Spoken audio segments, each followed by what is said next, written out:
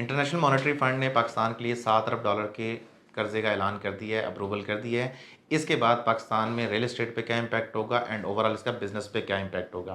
देखिए, आईएमएफ जब भी किसी कंट्री को लोन का अप्रूवल देता है तो वो कुछ शराइत के साथ देता है। जैसे पाकिस्तान में टैक्स की शरह टैक्स टू जीडीपी रेशो बढ़ाने की बात की गई, पाकिस्तान में सर्टन चीज़ों के रेट्स बढ़ाने की बात की गई, जिसमें स्पेसिफिकली बिजली के बिल हैं, जिसमें आपके बाकी डिफरेंट ऐसी चीज़ें हैं जिससे इकोनॉमिक स्टेबिलिटी आती है। आईएमएफ के इसके 7 अरब डॉलर के पैकेज के साथ आपको दूसरे दोस्त ममालिक से प्लस जो दूसरे बैंक्स होंगे, जैसे एशियन डेवलपमेंट बैंक है, जैसे यूरोपियन डेवलपमेंट बैंक है या डिफरेंट बैंक्स हैं, उनसे भी आप लोन ले सकेंगे। अब इससे मुल्क में जो बेहतरी के आसार हैं वो डेफिनेटली हैं, क्योंकि पास्ट में आईएमएफ ने जिस भी मुल्क को लोन दिया है उस मुल्क की इकोनॉमिक सूरत हाल बेहतर हुई है। आपके पास इंडिया की एग्जांपल है, बांग्लादेश की एग्जांपल है, श्रीलंका की एग्जांपल है। इवन दो डिफ़ॉल्ट के बाद अब श्रीलंका दोबारा स्टेबिलिटी की तरफ जा रहा है। तो ऐसा कोई रॉकेट साइंस नहीं है कि आईएमएफ किसी मुल्क में आता है तो उससे मुल्क पे क्या असरात होते हैं। आईएमएफ हमेशा कड़ी शराइत के साथ आता है। दूसरे मुल्क आपको तब लोन देते हैं, अगर आईएमएफ ने आपको लोन अप्रूवल दिया हो तो दूसरे मुल्क, आपके ब्रदर मुल्क भी आपको लोन दे देते हैं। रीज़न इज़ कि आईएमएफ ने जितनी कड़ी शराइत आपसे मनवाई होती हैं, दूसरे मुल्कों को या दूसरे बैंकों को आपको कर्जा देने पे कोई एतराज़ बाकी नहीं बचता। अब बात करते हैं वन पॉइंट एजेंडा कि आईएमएफ के इस पैकेज के बाद क्या आपकी ग्रोथ जो है फ़ौरन शुरू हो जाएगी, क्या सर्टेन टाइम के बाद शुरू होगी। देखिए, आईएमएफ के इस पैकेज के बाद पाकिस्तान में जो सबसे पहली चीज़ आएगी वो आएगी इकोनॉमिक स्टेबिलिटी।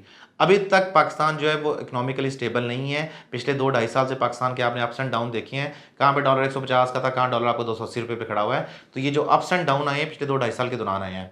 अब क्या होगा कि आईएमएफ के इस पैकेज के बाद फर्स्ट ऑफ ऑल जो पाकिस्तानी इकॉनमी के लिए अच्छी बात है या रियल एस्टेट की अच्छी बात है वो ये है कि लोगों का बैंक में जो पैसा पड़ा हुआ है, अगर पाकिस्तान की इकॉनमी है ना 300 अरब डॉलर की, तो पाकिस्तान का 97 अरब डॉलर जो लोगों का पैसा है, इसके मतबादिल जो करेंसी है पाकिस्तानी रुपीज़, यानी 300 अरब डॉलर को आप कन्वर्ट कर लें, 278 से मल्टीप्लाई कर लें, जितने पैसे बनते हैं उसका 1/3 यानी 33% आपका बैंक्स में पड़ा हुआ है। तो जब वो पैसा बाहर निकलेगा बैंक से, इंटरेस्ट रेट कम होगा, वो पैसा सर्कुलेशन में आएगा, बिजनेस में आएगा, डिफरेंट इंडस्ट्रीज लगेंगी, जॉब्स क्रिएट होंगी, इन्फ्लेशन कम होगी, तो उसके बाद पाकिस्तानी ग्रोथ जो है वो डेफिनेटली इनएविटेबल है, वो लाजमी ग्रोथ होगी, क्योंकि पाकिस्तान को छोटा मोटा मुल्क नहीं है। पाकिस्तान एटॉमिक पावर है, पाकिस्तान 25 करोड़ आबादी वाला मुल्क है, पाकिस्तान एक ऐसा मुल्क है जो जोग्राफियाई लिहाज से दुनिया के लिए बहुत इंपॉर्टेंट है, स्पेसिफिकली यूरोपियन पावर्स के लिए या वेस्ट के लिए बहुत इंपॉर्टेंट है। तो पाकिस्तान इज़ नॉट समथिंग कि जिसको वैसे कोई इग्नोर कर सके, ऐसी कोई बात नहीं है।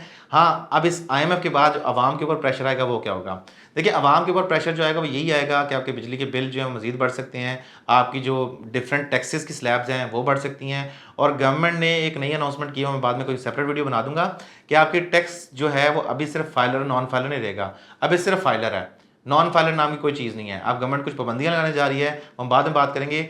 इन जनरल आईएमएफ का ये पैकेज पाकिस्तान के लिए बहुत ज़्यादा बेहतर होगा और पाकिस्तानी इकॉनमी में इसके बहुत ज़्यादा बेनिफिट्स होंगे। रिजवान चीमा को दीजिए इजाज़त, अगली वीडियो तक के लिए खुदा हाफिज़।